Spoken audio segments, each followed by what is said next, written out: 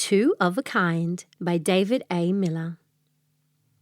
Our story starts with two baby squirrels, Louie and Albie. They were grey and fluffy and lived in a tree at the edge of the forest with their mum and dad. They loved nothing more than getting into trouble by trying to be better than each other. It all began at birth, sadly, for Albie liked to remind Louie of how he was born first. He would often ask, "Who's the oldest?" over and over until Louie would say, "You are." It didn't stop there. Whenever it was dinner time, they would try to see who could fit the biggest nut in their mouth. One by one, they would stretch their mouths as far as they could go until Dad Squirrel would come along and say, "Enough now, before somebody chokes." As they got older, things didn't change. Every animal in the forest knew to stay out of the way of these two speedsters. Whenever they went anywhere, they were racing. One day, on the way to the forest school, Albie said to Louie, "I bet you that I can climb that tree faster than you." Louie giggled and said, "Doubt it." Without a second more, Louie was gone up the tree. Albie shouted after her, "That's cheating. You're supposed to wait for 1, 2, 3, or at least ready, steady, go," as he leapt up the tree after his sister. As Louie got halfway up the tree, she bumped into a tree frog, who was not impressed. As she stopped to say sorry, Albie dashed past her. Louie said, "That's not fair," as she bounced up to the next branch. Well, with Albie so high up the tree, he was pretty confident that he was going to win. He turned around to blow a raspberry at Louie when he crashed into a passing woodpecker.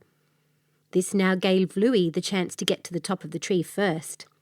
Louie had a little boogie as Albie threw a tantrum, but the animals they disturbed were not as happy as Louie.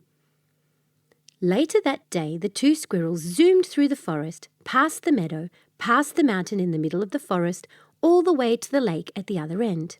They annoyed many animals along the way.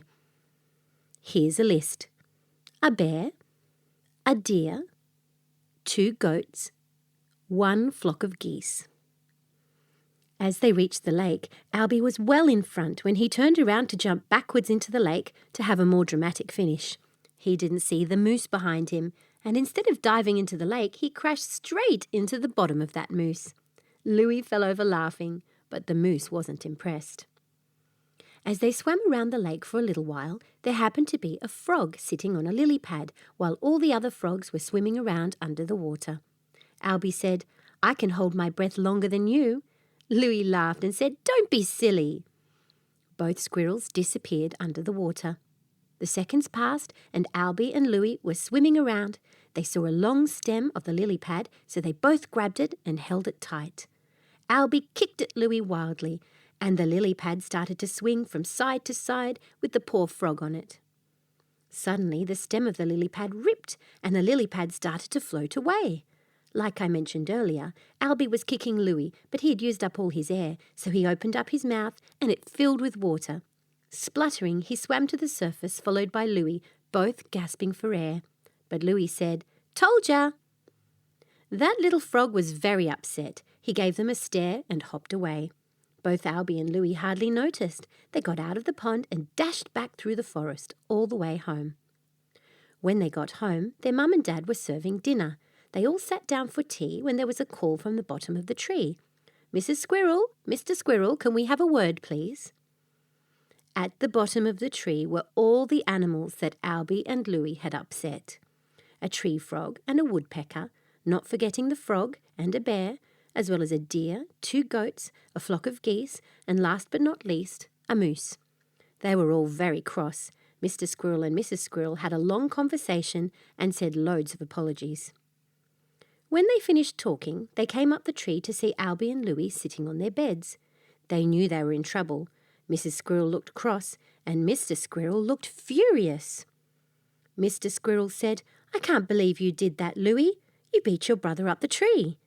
Mrs. Squirrel smiled and said, "And how did you manage to hold your breath for so long?" Albie said, "Next time she won't be so lucky." And they all laughed. The end. Story